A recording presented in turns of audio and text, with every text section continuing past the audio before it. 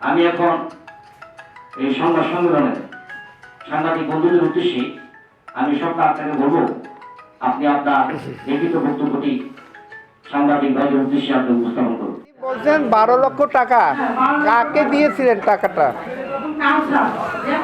কোথায় বসে টাকাটা দিয়েছেন? নবীনগর থানায় বসে টাকাটা দিয়েছেন? থানা ওসি সাহেব কি ছিল তখন?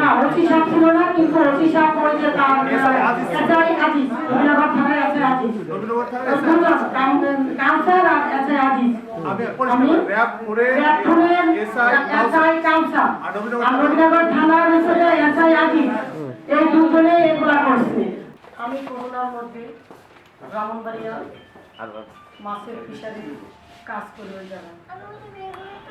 26 তারিখে আমি ঢাকা শুনতে পারি যে আমার সাইনবোর্ড ঘর বাড়ি সব ভেঙে ফেলে। কেয়ারটেকার জানাই যে আপনার ঘর এগুলা সব ভেঙে নিয়ে যাচ্ছে, সাইনবোর্ড সরিয়ে নিয়ে যাচ্ছে। তার ভারপ্রাপ্ত কর্মকর্তা শাহানকে জানাই, ওসি ক্যান্টনমেন্ট থানায় ওসি তদন্ত মনির এদেরকে জানাই যে আমার করোনার মধ্যে আমার কেন এরকম অত্যাচার করতেছে, আমার ঘর ওই কেয়ারটেকারকে মারধর করছে, আপনারা একটু দেখেন। বলে আপনি যে বাবুকে একটু ব্রাহ্মণবাড়িয়াতে আসেন, আসে আপনার জায়গা না আসলে তো আমরা আসতে পারি না। ওই মুহূর্তে আমি সকালে চিড়ি খাওয়ার পরই আমি আসি। ব্রাহ্মণবাড়ি থেকে হেঁটে ফেরি দিয়ে মানে লকডাউনের জন্য সব কিছু বন্ধ, আমি নৌকা দিয়ে সব জায়গায় পার হয়ে তারপরে আমি ঢাকায় এসে পৌঁছানোর অবস্থায় আমি থানায় যাই। যাওয়ার পরে বলি যে আপনারা বলছিলেন যে এই জায়গার মধ্যে করোনার মধ্যে কেউ হাত দিবে না, এখন কেন আমার কেয়ারটাকে মারধর করলো, আমার ঘর সাইনবোর্ড কোথায় গেল? এই অবস্থায় আমি তাকে বলে আমার একটা জিটি নেন, সে বলে না মানে এখন কিছু নেওয়া যাবে না করোনার মধ্যে। তো আমি জোরপূর্বক অন্য জায়গায় ফোন করার পরে একটা ডায়েরি করে যে আমরা এটা দেখতেছি। ওইখানে যাওয়ার পরে দেখে তদন্ত করে দেখে ঘর বাড়ি সবই নিয়ে গেছে, কিছুই নাই। তারপর আমি ওইখান থেকে আসে আবার এই সাইনবোর্ড লেখাই, এই সাইনবোর্ড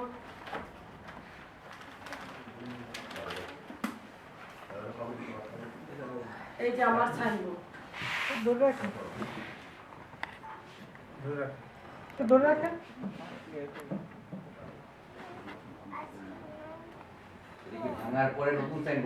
না, এটা হচ্ছে ভাঙ্গার আগে, মানে ভাঙ্গার আগে আমার এই সাইনবোর্ড আবার মেরামত করি, তারপর করে আবার আমি এটা সাইনবোর্ডে চলে পরে এই সাইনবোর্ডটা ছিল আমার প্রথম করোনার জন্য। এই সাইনবোর্ডটা আমি লেখাইতে পারি না বিদায়, আবার আমি এটা কখনো 1 ঘন্টার ভিতরে এটা করে নিয়ে আসি। এইটাও সে আমার কাছ থেকে এই যে আমার ঘর এগুলা কিছুই নাই, সে তার ক্যাডার পাখিনি দিয়ে সব কিছু গড়ে তোলে। এই যে রাস্তা, এই যে রাস্তাটা এখন ওই জায়গায় যায় দেখবেন কিছুই নাই, সে তার মন গড়া মত যে আমার রেবের সাক্ষী তাদেরকে দিয়ে ঘর দোকান করে দিয়ে এই যে এগুলা সব ঘর ছিল এগুলা। তারপর আমি ওইখান থেকে মেরামত করে আমি 28 তারিখে আবার ব্রাহ্মণবাড়িয়া চলে যাই। ব্রাহ্মণবাড়িয়া যাওয়ার পর আমি কেয়ারটেকারকে বলি আমার সবকিছু ঠিকঠাক আছে, হ্যাঁ আপনি ঠিকঠাক আছে, কোনো সমস্যা নেই। বিভিন্ন জায়গা থেকে আমার হুমকি দিচ্ছে যে র্যাব দিয়া তোর মালিককে তোকে ধরে নিয়ে যাও, আমার কেয়ারটেকারকে। এইসব কথা বলার কারণে আমি বলছি যা যে যেটা করো তুই খালি থাকতে থাক। পরে ওকে একদিন হুমকি দিয়ে বলে তোকে আমি মেরে ফেলবো, পিস্তল ধরে। পরে সে আমাকে জানায়, পরে ওকে ওইখান থেকে তার বউ নিয়ে চলে যায়। তা আমি বলি যে ভাড়াটারা থাক, তুমি চলে যাও। ওই ভাড়াটারকেও তাকে সরাই দিয়েছে। 19 তারিখ আমি সেহরি খাই, খাওয়ার সময় মানে ইফতারির সময় 26 রোজা আপনার 27 নামাজ, ওই টাইমে আমি ইফতারি পানিটাকে মুখে দিই। 2020 ওই সালে পানিটা মুখে দেওয়ার সাথে সাথে কাউসার নামে লোক আমাকে দিয়ে বলে এসআই কাউসার র্যাপপুরের এসআই কাউসার। তা আমি বললাম কি আপনি এখানে কয় আপনি কে বলছেন স্বরাষ্ট্রমন্ত্রী নিয়ে যাওয়ার জন্য। স্বরাষ্ট্রমন্ত্রী কেন নিয়ে যাবে? তার জায়গা নাকি দখল করছেন আপনি? না, তার তো কোনো এখানে জায়গা নাই। স্বরাষ্ট্রমন্ত্রীর সাথে তো আমার কোনো কথাই হয় নাই। তার কেস মাঝে মধ্যে হুমকি দেয় যে এই জায়গাটা ছেড়ে দেন, এটা আক্তার ভাইয়ের জায়গা, আপনি এখানে থাকতে পারবেন না, থাকলে আপনি বিভিন্ন অস্ত্র মাদক এগুলা দিয়ে আমি আপনাকে ধরিয়ে নিব, কেউ আপনাকে রক্ষা করবে না। তো পরে আমি তার সাথে তর্ক করি, এই তো তার সাথে আমার কথা। আমি তো তাকে বলছি যদি স্বরাষ্ট্রমন্ত্রীর কোনো জায়গা থেকে থাকে আমাকে এই পাওয়ারের কপি দেন, আমি এদিকে ওইটা যাব। আক্তারের কোনো কপি আমি দেখবো না, আপনি স্বরাষ্ট্রমন্ত্রীর কপি দেখান। সে বলে আমার কি দেখাবো না দেখাবো পরে টের পাবো। মনির পিএস এইসব কথা বলে, স্বরাষ্ট্রমন্ত্রীর পিএস। তারপরে পাঠান আমাদের এমপি মহোদয়, তার পিএস পাঠানের সাথে ছবি। সে আমাকে কখনো কোনো কিছু বলে নাই। পাঠান তার পিএস বলতো যে আক্তার ভাই জায়গা ছেড়ে দেন, না দিলে আমরা কি করব। শিপন শিপন ওই যে আমাদের এমপি মহোদয় পিএস শিপন, এটা কি ছাড়বেন নাকি ছাড়বেন না জায়গাটা? আমি বলি আমি এখন ছাড়বো কেন, আমার জায়গাতে আমি ঘর, আমি হোল্ডিং নাম্বার আছে, আমার জায়গার মিটার আছে, আমার বাড়াইতে আছে, আমি কেন ছাড়বো? বলছি ছাড়ে, না ছাড়লে খবর আছে। তারপর এইভাবে মানে আমাকে হুমকি দিতে থাকে। তো র্যাব কাউন্সিলরকে বললাম আপনি তো জানেন, আপনিও তো ঘটনাটা জানেন, তাহলে আপনি কেন বলতেছেন স্বরাষ্ট্রমন্ত্রী আমাকে দেখা করার জন্য? এখন আজকে 27 নামাজ, আমি দেখা করলে পরে দেখা করবো, ঈদের পরে দেখা করবো না, এখনই যাইতে হবে। তারপর একজন মানে সে পাঞ্জাবি, হ্যাঁ আমাদের বাসায়, আমাদের গ্রামের বাড়িতে আমার মামার বাসায়, আমি যে ফিশারি আছে ওই জায়গায়। তা আমি বললাম যে নবীনগর থানা ব্রাহ্মণবাড়িয়া। তো আপনি স্বরাষ্ট্রমন্ত্রী ফোন লাগান, স্বরাষ্ট্রমন্ত্রী কেন আমাকে নিয়ে যেতে বলছে আপনি ফোন দেন। তো সে ফোন দিছে পিএস, তো পিএস মনিরকে না, ওই মুহূর্তে মনিরকে ফোন দেয় না, জানি না তার ছোট ছেলেকে ধরে নিয়ে যাও, তাই সে যাবে। এসআই আজিজ নবীনগরের থানার আর ছোট ছেলে কোথায়? এসআই আজিজ নবীনগর থানা আর কাউসার, আর হচ্ছে কাউসারের সাথে একটা অল্প বয়সের একটা ছেলে। ওই ছেলেটা বলতেছে আমি তো এই কারণে আমাকে নিয়ে আসেন নাই ঢাকা থেকে, আপনি কেন তাকে নিয়ে ধরে নিয়ে যেতে বলতেছেন? এটা কিন্তু ভালো কাজ করতেছেন না। মানে কাউসারের সাথে যে লোকটা গেছে তাকে আমি চিনি না, বলতেছে আপনি বলছেন যে আপনার সাথে কথা বলবেন, সেই বললে আসছেন এখানে, তো আপনি কেন তাকে এরকম করতেছেন, মারধর করতেছেন? মানে আমার মেয়েকে মারধর, আমার ছেলেকে, ওদের ছোট ছেলেকে ধরে নিয়ে যান, ছোট ছেলেকে নিয়ে যাবে, পরে আমার বড় মাকে মারধর করছে, আমার মামিকে, সবাইকে এরকম মারধরের পরে আমাদের চিল্লায় পরে সবাই কান্নাকাটি। পরে আশেপাশের চেয়ারম্যান, আমাদের এলাকার চেয়ারম্যান, গণ্যমান্য ব্যক্তিরা সবাই উপস্থিত, বলতেছে কি কারণে আপনি এরকম করতেছেন, কেন মা হাত করতেছেন, কি সমস্যা কি আপনাদের? তো আমি ল্যাব থেকে আসছি, তাকে স্বরাষ্ট্রমন্ত্রী কথা বলতে নিয়ে যেতে বলছি। স্বরাষ্ট্রমন্ত্রী যদি কথা বলে আর তার সাথে আমাদের কথা বলাই দেন, আমাদের চেয়ারম্যান বলতেছে কেন কি অরেন্ট আছে, আপনি কি পারমিশনে আপনি আসছেন, কেন আসছেন? নবীনগর ওসি কোথায়? পরে ওসিকে ফোন দিলে ওসি আসে, আমাদের নবীনগর ওসি আসলো। তা আসার পর ওসিকে জিজ্ঞাসা করলো কেন আপনি কেন এই র্যাব আসলেন, আজিজ কেন আসলো, আপনাকে ছাড়া কেন আসলো, আপনাকে আমরা ফোন করে আনানো হয়েছে। নবীনগর ওসিকে বলতেছি, তো স্বরাষ্ট্রমন্ত্রী বলছি নিয়ে যাওয়ার জন্য। স্বরাষ্ট্রমন্ত্রীর সাথে কথা বলছেন, বলে না তার পিএস কথা বলছে। এখন তার পিএস বলেন ফোন দেওয়ার জন্য। পরে মনির রাউন্ড স্পিকার দিয়ে কাউসার ফোন বললো, কথা বলার পরে বললে যে আশেপাশের মানুষ আর চেয়ারম্যান আসছে, এখন তাকে কিভাবে নিয়ে আসবো, বলেন যে স্বরাষ্ট্রমন্ত্রী কথা বলবে, যা হওয়ার টাকা আসলে হবে। চেয়ারম্যানে বলেন স্বরাষ্ট্রমন্ত্রীর উপর জানি কথা না বলে এইভাবে। তারপর চেয়ারম্যান বলতেছে ভোট তুই যা, আমরা নবীনগর আসতেছি। পরে আমি নবীনগর থানায় নিয়ে যাওয়ার পরে এসআই আজিজ আর কাউসার একটা রুমের ভিতরে আমাকে অনেক মারধর করে। পরে বলে 20 লক্ষ টাকা এখন আইনা দিবি, না হলে তোকে রাস্তায় গুলি করবো, পায়ের মধ্যে তোকে মেরে ফেলবো, তোর আশা ছিল তোকে মেরে ফেলবো, তো এখন যেহেতু বেঁচে গেলি তাহলে আমাদেরকে 20 লক্ষ টাকা দিতে হবে। দেখে ফেলছে তার জন্য তোকে মারা যাবে না, কিন্তু 20 লক্ষ টাকা দিতে হবে। কেন আমি এখন 20 লক্ষ টাকা কোথায় পাবো? আমাকে ছাড়েন, আমি আমার এলাকায় আমাকে একদিনের টাইম দেন, আমি 20 লক্ষ টাকা নিয়ে আসি। পরে বলতেছেন না, তোর গার্ডিয়ান বাইরে আছে অপেক্ষা করতে, তাদেরকে ডাকেন। আমি বলি যা দেখেন আমার মামাতো ভাইরা আছে, ওইখানে যান, যা বলেন আমি ডাকি। পরে আমার পুকুরের পিছানিতে আমি চিতল মাছ পালাবো, ওই কারণে আমি 3,70,000 টাকা আমার ভাইয়ের বোর কাছে দেওয়া আছে টাকাটা। তো আমি বলে আমার 3,70,000 টাকার মতো আছে, আজকে আমি প্রায় 1 লক্ষ টাকার মাছ পালাইছি, আমার কাছে এত টাকা হবে না। ওই যেভাবে পারে সেইভাবে 12 লক্ষ টাকা দিতে হবে। 20 লাখ টাকা বলছি তো, আর 12 লক্ষ টাকা দিতেই হবে। না দিলে 1 টাকা কম দিলে আমি নিব না। আমি তোকে যা করার বলে কে? কাউসার, রেড কাউসার, আজিজ, নবীনগর থানার আজিজ। ওসি না, ওসি কিছু বলে না। তারপর আমি আমার মামাতো ভাই ওরা আসছে, আসার পরে বলতেছি 3,70,000 টাকা আমার বাবির কাছে আছে, আর বাকিটা যে বাবা পর গ্রামের থেকে সবাইকে সহযোগিতা করে 12 লক্ষ টাকা আইনা দেবো, ওরা নাকি আমাকে ছেড়ে দিবে। পরে আমার মামাতো ভাই গ্রামে যা অনেক লোকের কাছ থেকে গ্রাম মৌসুম বৈশাখ মাস চাউল বিক্রির টাকা, বিভিন্ন লোকের কাছে অনেক টাকা আছে, ওই লোকের ঘর থেকে টাকা জোগাড় করে আমার 3,70,000 টাকা নিয়ে এই 12 লক্ষ টাকা আমার হাতে দেয় না, আমি কাউসার আর আজিজ নবীনগর থানা ওদের কাছে দিই। দেওয়ার পরে ওরা বলতেছে, আমি বলতেছি 10টা বেজে গেছে, এখন তাহলে আমাকে ছাড়েন। বলে না, ল্যাপটপ থেকে মানে স্পেশাল বাহিনী আসতেছে, ওদের সাথে কথা বলার পরে আমি ছেড়ে দিব, ওদের সাথে কথা বলার পরে ছেড়ে দিব। তা আমি বললাম যে আপনি কি বললেন যে আমার কোনো সমস্যা নাই, আমার ছেড়ে দিবেন, তাহলে এমন আবার বলেন কেন স্পেশাল ফোর্স আসছে? ঠিক আছে, স্পেশাল ফোর্স আসবে, কে আসতেছে তাও জানি না, বলছে এসপি আসতেছে, কি যেন ওনার নাম। পরে আমি জানতে পারলাম ওনার আসতে রাত্রে 1টা বাজে, আমাকে থানায় বসে রাখে 19 তারিখে থানায় বসে। তারপর আমাদের লোকজন চেয়ারম্যান থানার ভিতরে ছিল। পরে আমি বললাম আপনার চলে যান, আমি যদি পাপ করে থাকি তাহলে আমি ভুগতি ভুগবো, আমি ওরা যা খুশি তা করো, এখন আপনারা সিগড়ি খান যায়। তা আমি আর ওইখানে কিছু না বলে আমি ওদেরকে, ওরা যায় না, ওরা জোর করে পাঠাইছে আমার মামাতো ভাই ওদেরকে, বলছে তোমরা চলে যাবো।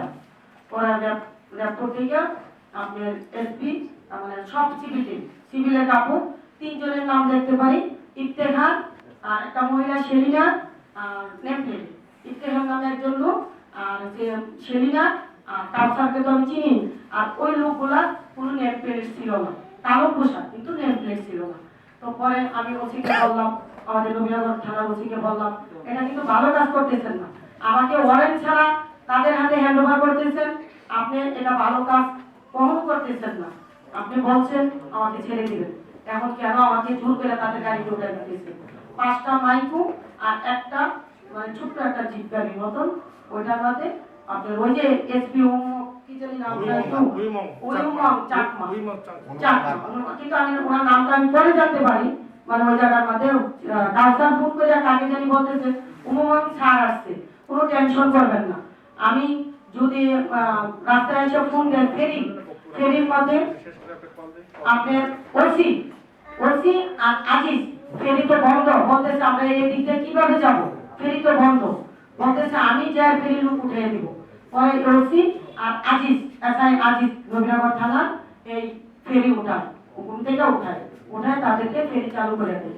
দেওয়ার পর ফেরির মধ্যে গাড়ি বন্ধ, ওই অবস্থায় আমি অনলাইনের 6 জনকে চিনতে পারি, কাউসার মানে কায়ুম, শুভ, চঞ্চল, তারপর আজাদ, রাকিব আর মহিউদ্দিন বাবু, এই 6 জন সবাই মাস্ক পরানো, আমি চিনতে পারি, কিন্তু ওদেরকে দেখতে পাচ্ছি একটা লোক অনলাইনে, এই 6 জনকে আমি দেখতে পারি।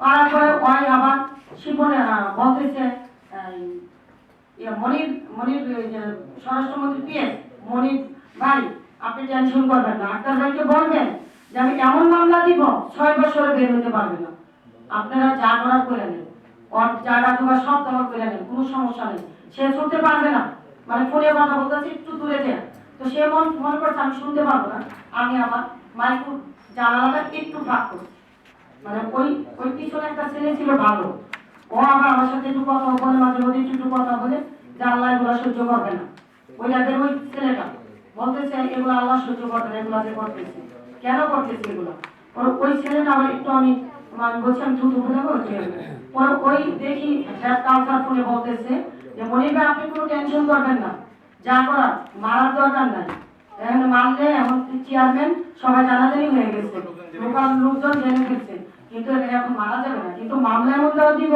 কিন্তু 6 বছরও ছুটি আসতে পারবে না। আপনি তার বাড়িওয়ালার সাথে কথা বলেন, মনির, একজন আছে মনির বাড়িওয়ালা, সেও আমার কাছ থেকে 34 লক্ষ টাকা নিচ্ছে, মানে বাড়ি রেজিস্ট্রি করে দিবে, তার লেখা আছে ওইগুলোর ভিতরে সম্পূর্ণ। তার সাথে কথা বলেন, বললে সব পাওয়া যাবে। তার ওয়াইফ সবকিছু ব্যবস্থা করবে, মনিরের ওয়াইফ মুনমু সবকিছু ব্যবস্থা করবে, আপনি টেনশন করবেন না। যা একটা পরে আমাকে এইভাবে বলতেছে কাউন্সিলর যে আপনি টেনশন করবেন না, কি মামলা দিয়ে দেখেন তার কি পরিণতি করি, মানে মার্ডারের চেয়ে বেশি ভুগবে, ধীরে ধীরে মরবে, এরকম বলতেছে। পরে আমি আর কিছু বলি না, আমি র্যাব কাউন্সিলরকে একটা ডাক দিই। আমি বলছি আপনি জানুয়ারির থেকে আরো অদম হয়ে গেছেন, আপনি কেন এরকম করতেছেন? আপনি আমাকে নির্বাচনের সময় দলীয় প্রার্থী নির্বাচন করতে দিবেন না, আক্তার জহিরকে দাঁড়া করাইছে, তাই বিনা আপনি এরকম ধরনের করতেছেন। জহির দলীয় প্রার্থী না, আমি বলছি খালিকুল্লাহ আমাদের ছোট কালের থেকে কাকা আমরা পরিচিত, তাকে ছাড়া আমি কাউকে ভোট দিব না, এটাই ছিল আমার অপরাধ। আপনি জহিরের থেকে আমাকে 20 লক্ষ টাকা দিবেন, আমি সব ভোট যাতে জহিরকে দিই। তো আপনার কথা না মানার কারণে আপনি এগুলা করতেছেন, আমি কাউকে ভূমিকা নিয়ে বলতেছি ওই জায়গায় আপনি কাজগুলা ভালো করতেছেন না, আপনি এগুলা প্রতিফল পাবেন। আপনি আল্লাহ যদি খাইকা থাকে একজন তাইলে এগুলা পাবেন। আমি তাকে বললাম, বলার পর বলতেছে বেশি কথা বললে কিন্তু এনি মেরে ফেলাবো, দেন ও আমি কোনো ভয় পাই না, আপনি বরফ দিবেন আমার 12 লক্ষ টাকা নিয়ে যা খুশি তা করেন, আর কি করতে চান, আপনি কোথায় নিয়ে যাবেন আমাকে নিয়ে যান। ওরা বলার পরে সে আমাকে র্যাপটুর না নিয়ে সারে ঢাকা সব ঘুরাচ্ছে, নিতেছে, ওখানে থামাচ্ছে গাড়ি, এই 5-6টা গাড়ি, আর মানে কথা বলতেছে আক্তারের সাথে, আক্তারের লোকজনের সাথে কথা বলতেছে।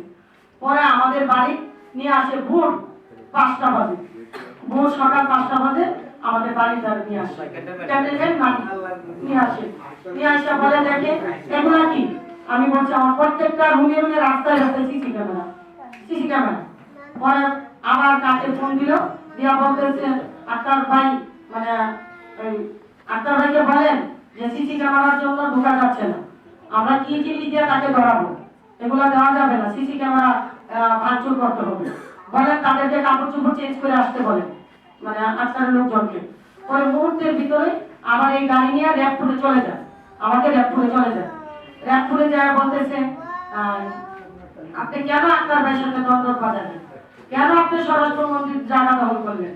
তার বলতেছি দেখেন আপনি এমনও আমাকে মিথ্যা অভিযোগ দিচ্ছেন, আমরা কারো কোনো জায়গা দখল করি নাই, সেই আমাদের জায়গা দখল করার জন্য হুমকি অনেক কিছু দিতে পায়, বড় বড় ব্রিগেডিয়ার কর্নেল এগুলা দিয়ে থানা সবকিছু ম্যানেজ করে, আমরা সততার কারণে বেঁচে আছি, কিন্তু ওই মিথ্যা ও জামাত ও কেন আপনারা এরকম করতেছেন আমাদের সাথে? আমরা দলীয় ভাবে কাজ করি, আমাদের এলাকায় আমরা ফিল্ডে কাজ করি সরকারের জন্য, কিন্তু আমাদের না কাজ করে আপনি কাজ করে কেন বলতেছেন? টাকার এতই মূল্য, আপনি কি টাকা কবর নিয়ে যাবেন? ওই অফিসারকে আমি বলি, পরে বলার পরে বলতেছে আপনি কত টাকার মালিক? আমি বলি আমি কোনো টাকার মালিক না, আমার কষ্টের টাকা, আমার বুটিক্সের কাজ, গরুর ফার্ম, মাছের ফিশারি, প্রত্যেকটা টাকা আমার হালালে, আমি অনেক পরিশ্রম করে আমি এতটুকু আগাইছি। অনলাইন ডেভেলপার আমার কাছ থেকে 68 লক্ষ টাকা নেয়, সে আমার হোটেলে এসে বসতো, 1 টাকা সিঙ্গারার বিলও দিতে পারে নাই, সে আমার কাছ থেকে এরকম ভাবে 1 বছর আমার দোকানে এসে বসার কারণে আমি তার সাথে একটা আন্তরিকতা জড়ায় যাই, সেই কারণে সে আমার টাকাগুলো নিয়ে আসতে সে ব্যবসার মধ্যে লাগায়, ভিজিটার বিলিং প্রত্যেকটা জায়গা আমার টাকা, সে আমাকে পার্টনারশিপে ব্যবসা, কিন্তু প্রজেক্ট 3-4 বানালে আমি তার সাথে রাগ হয়ে গেছি, আমি মালিক কোথায়? সে বলে তোমাকে মালিক বানাইলে দুদুকে ধরবে তোমাকে, আর আমি তো গ্রাজুয়েট, আমাকে ধরবে না, সেই কারণে তার সাথে আমি প্রতিবাদ করি। আমার তো কোনো জায়গায় আমার নাম নাই, তাহলে প্রত্যেকটা জায়গায় তো তার নাম, সেই কারণে সে আমাকে একদিন নিয়ে গেল তার অফিসে, আমি প্রত্যেকটা ঘটনা অফিসারকে বলি, বলার পরও সে আমার কোনো কথাই শুনে না, কোনো কথাই শুনতে চায় না। পরে আমি বললাম একটা মামলা করি তার বিরুদ্ধে, মামলাটা আমি 68 লক্ষ টাকা ফ্ল্যাট, দোকান ও পার্টনারের ব্যবসার লাভাংশ ওই হিসাবে মামলাটা করি, সে ম্যাজিস্ট্রেট তাকে অ্যারেস্ট করে যে তার টাকা কখন দিবেন। পরে তার উকিল বলে রঞ্জু জামাতের, সেও জামাতের রঞ্জু, এগুলো আপনার এখানে উল্লেখ আছে? উল্লেখ আছে, এতগুলো লাগবে না, আপনার মূল ঘটনা বলেন ওইটা রেকর্ড হবে। মূল দাবি আমার প্রতিবেদন যাওয়ার আগে সে কিভাবে মামলা খারিজ করে, আমার প্রতিবেদন থানাতে যাওয়ার আগে কিভাবে সে মামলা খারিজ করে, তাহলে কত বড় সে ক্যাডার ফোর্স। তাইলে আমরা তো তার কাছে একটা মশা, আমরা তার কাছে একটা মশার সমান। কোনো মাদক মামলা, তারপর সে আমাকে কি করলো, আবার আপনি এই ক্যান্টিনে নিয়ে আসলো তার ক্যামেরা বাহিনী দিয়ে, এই সিসি ক্যামেরা ভাঙচুর, আমার প্রয়োজনীয় কাগজপত্র আলমারি থেকে সব র্যাব নিয়ে এনে তার ক্যামেরা বাহিনী দিয়ে আক্তারের সব কিছু তুলে নিয়ে যায়। আমার কোনো কিছু না, আমার মাকে মাইতুল করে, আমার ছেলেকে ঘিরে যা টাকা ওই যত প্রকার মামলা আছে তা আমি বলি, এইটা দিয়ে আর লাভটা কি, অস্ত্র বাকি রইল কেন, অস্ত্রটা দেন, আমি তাদেরকে বলি। তারপর একটা ভাঙা গাড়ি মধ্যে দাঁড়া করে কেউ অনলাইন ছবি তোলো, এইভাবে প্রত্যেকটা জায়গার ছবি। তবু আমি পরে অফিসারকে বলি, আপনারা এই কাজগুলো মোটেও ঠিক করতেছেন না, অনেক খারাপ করতেছেন, আপনারা তো মাটি নিচে যাবেন না, জামাতের টাকা খাবেন। এগুলো আমি বলি অফিসারকে। তারপর অফিসারকে বললাম যে আর কিছু বাকি আছে মামলা দেওয়া, আমাকে অনেক ক্যান্টনমেন্ট থানা আমাকে দেন। ক্যান্টনমেন্ট থানা নয় দেওয়ার পরে এসি ওসি আমার সাথে কথা বলে যে আমি তো তোমাকে বলছিলাম যে সে ভয়ানক, ওসি বলে সে তো ভয়ানক। আমি বলি স্যার কত বলে আপনারাও কিনা, তার কিনা না হলে তো আমাদের কোনো অভিযোগে আপনারা শুনেন না। এসি বলে সেই কাজটা ভালো করে না,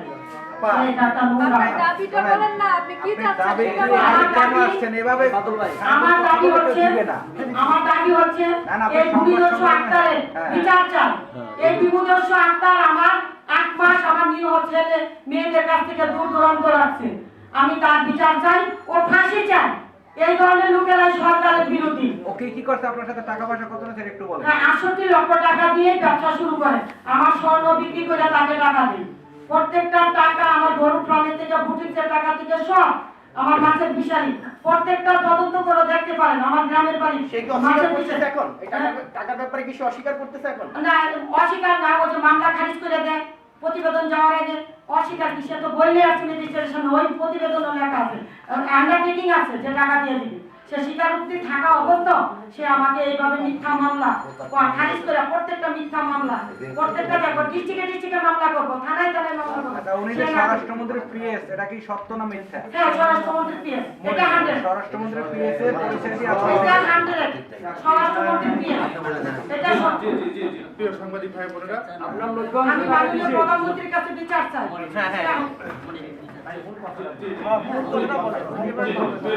আপনি বলবেন যে স্বরাষ্ট্রমন্ত্রীর পিএস আমার সাথে অন্যায় করছে, এটা মাননীয় আমি এই যে দরখাস্তগুলো আমার প্রধানমন্ত্রীর কাছে বিচার স্বরাষ্ট্রমন্ত্রীর সাথে ভাই সামারিটা বলবেন, সামারিটা। চেয়ারম্যান স্কুলটাকে সে এভারেস্ট স্কুল বানাইছে, একই জামাতে মানে পরিচয় দিয়ে বলেন, আপনার পরিচয় দিয়ে বলেন। জি, প্রিয় সাংবাদিক ভাই বোনেরা, আমার নাম অ্যাডভোকেট এম ফিরোজ আলী মন্ডল। আমি প্রথমত আপার ব্যক্তিগত লয়ার এবং ওইখানে আমারও জমি আছে যে জায়গাটা বেদখল, সেই জন্য আমি আগ্রহ করে আসছি। এবং আক্তার কর্তৃক জমি বেদখল করা মানুষ ভুক্তভোগী শফিকুর রহমান সহ এখানে আরো লোকজন আছে। আমি সেই প্রথমত আপার সামারিটা আমি একটু দিচ্ছি আপার অনুমতি নিয়ে, তারপর আমাদের ভুক্তভোগের কথা আমরা বলবো। আপা যেটা বলতে চেয়েছেন অনেক লম্বা ঘটনা। আপারা ওইখানে, আপনারা একটু শুনবেন, ওইখানে আপারা পুরনো বাসিন্দা, ওইখানে প্রায় 50 বছর ধরে বসবাস করে। তো এই যে খান আখতারুজ্জামান, তার সাথে একটা পরিচয় ঘটে। আমি খুব সংক্ষিপ্ত 1 মিনিটের সামারি বলে আমি নিবেদনটা করবো। তো সেখান থেকে আক্তারের সাথে, আক্তার তখন বেকার, আর আপার কাছ থেকে 68 লক্ষ টাকা নেয় ব্যবসায়িক পার্টনার করার জন্য। কিন্তু সে পার্টনারও করে না, কিছুই করে না। আপা একটা মামলা করে, মামলা পুলিশের রিপোর্ট যাওয়ার আগে মামলাটা খারিজ হয়ে যায়। সে ধূর্ত, প্রতারক। এবং এই স্বপ্ন আক্তারের পরিচয় তো আপনি ইতিমধ্যে জেনেছেন। এখানকার লোকালে মুক্তি একজন বুটিক ব্যবসায়ী, একজন মৎস্য ব্যবসায়ী, একজন গরুর ব্যবসায়ী, গরুর মৎস্য খামার করে, একজন মহিলা উদ্যোক্তা। আসলে এইরকম মহিলাকে, নারীকে আজকে বাংলাদেশ সরকার যেখানে সম্মানিত করছে, সেখানে তার অবস্থানটা আসলে উল্টো, সেটা বলছি। পরবর্তীতে আক্তার যেহেতু স্বপ্ন ওখানকার লোকাল মানুষ, স্থানীয় মানুষ, প্রভাবশালীদের মানে বলা যায়, আক্তার এই স্বপ্নকে থামানোর জন্য, যেহেতু আক্তার কথায় কথায় সে অন্যের ভূমি দখল করে, বড় কর্মকর্তাকে বাগিয়ে যখনই কোনো ওসি ডিসি আসবে সে 5 ভরি ওজনের একটা স্বর্ণের নেকলেস পাঠিয়ে দেবে, অথবা একটা ফ্ল্যাট বলবে যে ডিসি সাহেব আপনি এই ফ্ল্যাটটা আপনার। তো ডিসি সাহেব তো পাগল, এইভাবে সে ওই এলাকার যত বাসিন্দা আছে প্রায় সকলের, যারা মাথা তুলে সকলের নামে মিথ্যে মামলা আছে। একইভাবে এই স্বপ্নের বিরুদ্ধে প্রায় 5টি মিথ্যে মামলা বিভিন্ন ধারায় আরো বেশি, আরো 7টা বা 8টা মামলা করে। হেরে দিয়ে তখন স্বপ্ন আক্তার মাননীয় প্রধানমন্ত্রী বরাবর, মাননীয় স্বরাষ্ট্রমন্ত্রী বরাবর, মাননীয় আইজিপি মহোদয়, র্যাব প্রধান বরাবর দরখাস্ত করে যে আমি কি হচ্ছে এটা, যে খান আখতারুজ্জামান যিনি ব্যবসায়িক পার্টনার হিসেবে এসে আমার বিরুদ্ধে 8-10টা মামলা করলো, আর আমি এটা মাননীয় স্বরাষ্ট্রমন্ত্রী প্রধানমন্ত্রীর ব্যবস্থা করতে গেলাম, তখন মূলত এই খান আখতার তারপর ক্ষিপ্ত হয়ে ওঠে ব্যবস্থা নেওয়ার জন্য, যে মহিলার স্পর্ধা কত বড়। এবং খান আখতার আরেকটি পরিচয় দিই, তিনি দেখেন ঢাকা শহরে পিস স্কুল নামে একটি স্কুল ছিল, যেটা প্রতিষ্ঠাতা চেয়ারম্যান ছিল সাবেক জামাতের আমির অথবা গোলাম আজমের ছেলে ব্রিগেডিয়ার আজমির আজম, এবং এই খান আখতার তার পার্টনার ছিল। জি, এবং জঙ্গিদের ট্রেনিং সেন্টার ছিল সেটা। পরবর্তীতে কৌশল বদলে এটা এবার কেয়ার স্কুল নামে একটা স্কুল আখতার চালায়, এবং সে মূলত হচ্ছে এই স্বাধীনতা বিরোধী চক্রের, আমার এক বন্ধু বলেইছেন ইতিমধ্যে, একটি এজেন্ট মাত্র। তো যেটা বলছিলাম স্বপ্নার সাথে, তাই স্বপ্নকে চরম শিখে তাকে ক্রস ফায়ারে মেরে ফেলতে হবে। কেন? তার ম্যানেজিং ক্যাপাসিটি এমন, যেটা কল্পনাকে বা ফিল্মকে বা সিনেমাকে হার মারাবে। কিভাবে দেখে, লকডাউনের মধ্যে স্বপ্ন আক্তার গেছে তার নানির বাড়িতে, যেখানে গ্রামে সে পুকুর পুষ্কুর চাষ করে, সেখানে নবীনগর থানার, ব্রাহ্মণবাড়ি নবীনগর থানার একজন এসআই এবং র‍্যাব 4 এর, আচ্ছা এটা আমরা পেয়েছি, এটা আবার দ্বিতীয়বার বলতে হবে না। মানে রিপ্লাই করছি, এটা হচ্ছে যে আপনি রিফ্রেশ পেতে দিলাম, বেটার আইডিয়া। শেষ করছি ভাই, আপনি ওরা বলতে তারা আমি জরুরি শেষ করছি। স্বরাষ্ট্রমন্ত্রী আপনাকে দেখা করতে বলছে, তাকে তার বাড়ি থেকে নিয়ে আসে, গ্রাম বাড়ি থেকে নিয়ে আসে, নৌকায় করে লঞ্চ চলাচল বন্ধ, ওসি ব্যবস্থা করে তারপর নিয়ে আসে।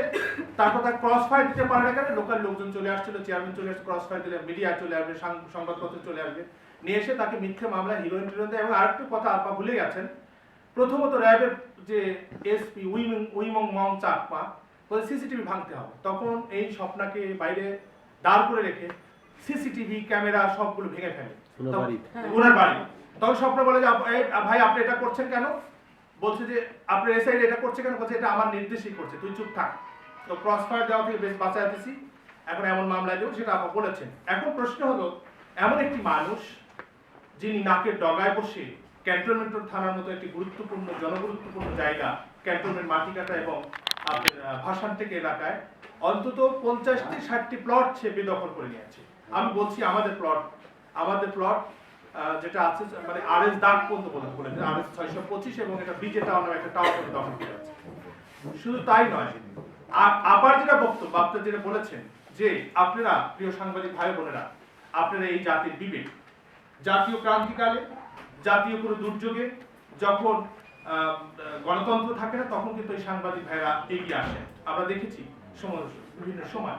শুধু তাই নয়, প্রতারকের এক মহাপ্রতারক ভণ্ড সাহেবকে কিভাবে জৈনিক সাংবাদিক ভাই বের করে নিয়ে আসছে, তার ওয়াইফের ভুয়া রিপোর্ট দেওয়ার কারণে এই সাংবাদিক, কোনো এক সাহসী সাংবাদিক তার বিরুদ্ধে লেখেন প্রথমত, এই মহাপ্রতারককে ধরা হয়। ডাক্তার সাবরিনা সহ যত দুর্নীতিগ্রস্ত ব্যক্তি আছেন, আমাদের মতো লোকজন কিন্তু ধরতে পারে, আপনারা সাংবাদিক ভাইরা নিয়ে এসছেন। এখন আপার পক্ষে যে নিবেদন, সেটা হচ্ছে আপনারা সাংবাদিক সমাজ, আপনারা সবই জানেন, সবই বোঝেন, আপনার মাননীয় প্রধানমন্ত্রী, মাননীয় আইজিপি মহোদয়, স্বরাষ্ট্রমন্ত্রীর দৃষ্টি আকর্ষণ করে আপনি এটা বলবেন যে আপনি পিএস মনির এবং ঢাকা 17 আসনের সাবেক এমপি পিএস শিপন কিভাবে তাদের নাম ভাঙিয়ে একজন লোককে, মানে ক্রস ফায়ারের মতো জঘন্য অপরাধ করতে গিয়েছিল, ভাগ্যক্রমে হয়তো বেঁচে গিয়েছে। এটা হচ্ছে আপনার নিবেদন।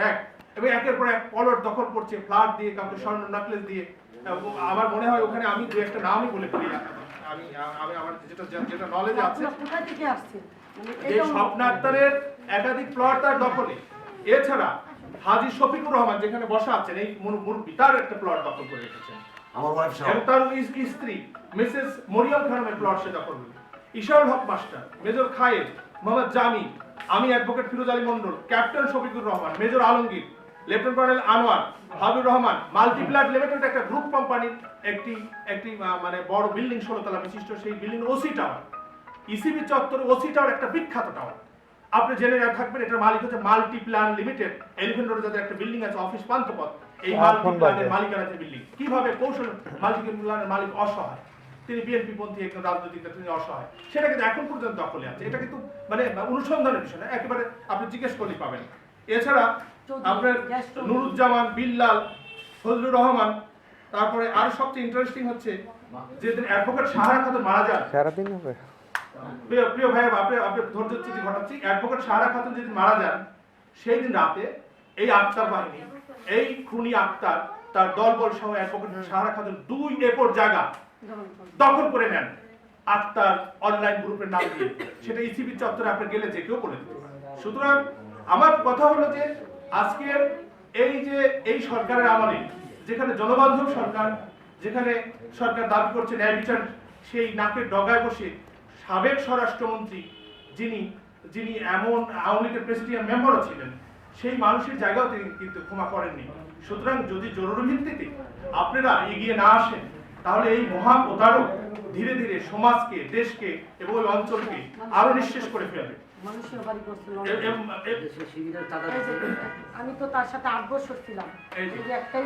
যে তিনি শিবিরকে চাঁদা দেন, তিনি জামাত ইসলাম করেন, শিবিরকে চাঁদা দেন, আমি সেটা সে করতেই পারি। আমার প্রশ্ন হলো যে নিরীহ মানুষের কষ্ট, এই যে শফিকুর রহমান, জনাব হাজী শফিকুর রহমান, তার স্ত্রী সহ অসংখ্য লোকের প্লট কিভাবে রাতারাতি দখল করে নেন, এবং লোকাল প্রশাসন, আমার প্রশ্ন হলো যে লোকাল প্রশাসন কি একবার ভাবে না যে ফ্ল্যাটটা আমাকে দিল, যে ডিসি সাহেব অমুক সাহেব বললো আমাকে দিল, কার বুক খালি করে ফ্ল্যাটটা দেওয়া তাদের কি ভাববার বিষয় নয়? তাদের কি এটা আমাদের নিবেদন হচ্ছে যে আপনারা গণমাধ্যমের মানুষ, গণমাধ্যমে নিয়ে আসেন, মাননীয় প্রধানমন্ত্রী দেখবেন, স্বরাষ্ট্রমন্ত্রী মহোদয় দেখবেন যে তার নাম ভাঙিয়ে কিভাবে করছে, যে মহাপ্রতারক এই খান আখতারুজ্জামান বড় বড় নেতাদের সাথে ছবি উঠিয়ে, কর্মকর্তাদের সাথে ছবি উঠিয়ে নানান ভাবে নানান কৌশলে তাদেরকে ম্যানেজ করছেন। সেই সত্যটা উদ্ঘাটন করার জন্য আসলে আমাদের এই ছোট্ট পরিসর এবং আপনাদের কাছে আমাদের একটা নিবেদন যে আপনারা অবশ্যই, আপনারা জানেন গত 8ই অক্টোবর খান আখতারুর বিরুদ্ধে আরেকটি সংবাদ সম্মেলন হয়েছিল এই সেখানে ভুক্তভোগী এই যে সিনিয়র সিটিজেন যারা ছিলেন, retired major Anwar, lieutenant Alamgir সহ সমস্ত লোকজন ছিল, এখানে হয়েছিল এবং আপনারা গণমাধ্যমে সেটা প্রকাশ করেছিলেন। সেই জন্য আপনাদের প্রতি আমরা কৃতজ্ঞতা জ্ঞাপন করছি এবং যার প্রতিফলনে ওইখানকার লোকাল প্রশাসন কিন্তু একটু নড়ে চড়ে বসেছে।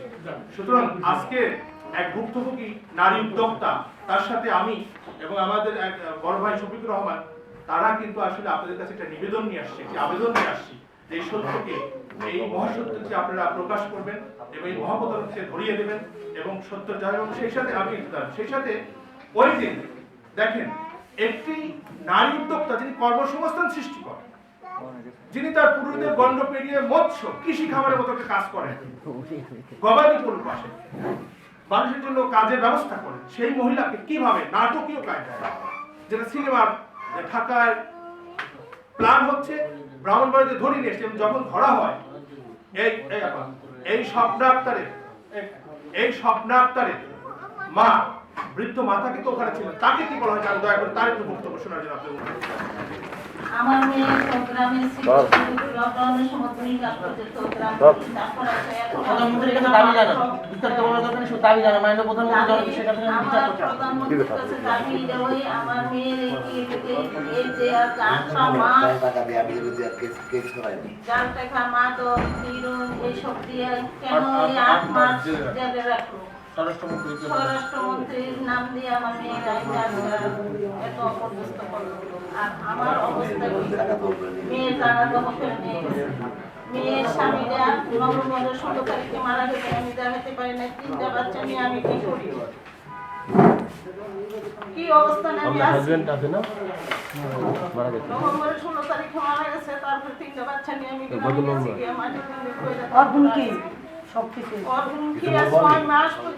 অসুস্থ হয়ে গেছে। আমি একটা ডাক্তার পর্যন্ত দেখাইতে পারি না। আমার এই দিনটি কিভাবে প্রধানমন্ত্রী আমার দিবে, আমি এটাই চাই। ঘরের ভিতরে আইসা তোলে আমার ডাক্তার দিয়া ফেলাই দিছে, তারপরে আমার নাতিকে মারলো, আমার আরেকটা নাতি ভিডিও করছে ছিল ইয়াটা হয়ে গেছে গা মোবাইলে নিয়ে গেছে হ্যাঁ আমি আমার প্রধানমন্ত্রীর কাছে আমি আবেদন জানাই আমি আল্লাহকে ভালোবাসি আমি প্রধানমন্ত্রীকে ভালোবাসি আল্লাহর পরে দুনিয়াতে প্রধানমন্ত্রী মারার পরে আমার আল্লাহ আল্লাহ বিচার করবো মারার পরে আর এই দুনিয়াতে যে আমার প্রধানমন্ত্রী আমার বিচারটা করে দিয়ে বলছেন 12 লক্ষ টাকা কাকে দিয়েছিলেন টাকাটা? কোথায় বসে এই টাকাটা দিয়েছেন? এসআই কাউন্সিল নবীনগর থানা বসে টাকাটা দিয়েছেন? থানা ওসি সাহেব কি ছিল তখন? ওসি সাহেব ছিল না, কিন্তু ওসি সাহেব ওই যে তার এসআই আজিজ, নবীনগর থানায় আছে আজিজ, নবীনগর থানায় কাউন্সিলর আর এসআই আজিজ। আমি র‍্যাব করে এসআই কাউন্সিলর আর নবীনগর থানার এসআই আজিজ, এই দুজনে এগুলা করছে। বলছে আমি ছেড়ে দিব, একটু পরে টাকাটা দিলে আমি ছেড়ে দিব। পরে টাকাটা দেওয়ার পরে বলি কেন ছাড়েন না কেন? তাই টাকা থেকে ভোট আছে, মানে ব্যর্থতিকার ভোট আছে। আপনার সাথে কথা বলবো। আমি এতটুকু জানার মাননীয় প্রধানমন্ত্রীর কাছে আমার অনেক কষ্ট করি, কিন্তু আমাদের প্রতিফল এই জামাতের ইসলাম একটা এগুলো ধ্বংস করেছে, কিন্তু বড় বড় কর্মকর্তা থেকে। কিন্তু এই ফাঁক কোথায় থেকে দেয়, কার জায়গা থেকে দেয়? একদিনও তো প্রতিষ্ঠানরা তদন্ত করে না যে ফাঁকটা কোথা থেকে দিচ্ছে, কার জায়গা থেকে দিচ্ছে। তাকে ধরে নিয়ে আসো, তাকে একটা মামলা দাও, আমি ফোন করে দিচ্ছি, আপনার ভাই টেনশন করবেন না। এইভাবে আমরা নির্যাতিত, কিন্তু ফিল্ডে কাজ করি আমরা। নির্বাচনের সময় ফিল্ডে কাজ করি আমরা, আর ভোট নিয়ে চাই। কিন্তু কেন মাননীয় প্রধানমন্ত্রী আমাদের বিচার চাই? সাংবাদিক ভাই ও বোনেরা আমাদের দিকে একটু তাকাবেন। আর আমাদের টাকা আপনারা পকেটে ঢোকাবেন না। মাননীয় প্রধানমন্ত্রী আপনি এই বিচার করেন, হ্যাঁ আর ঢোকাবেন না। আমাদের টাকা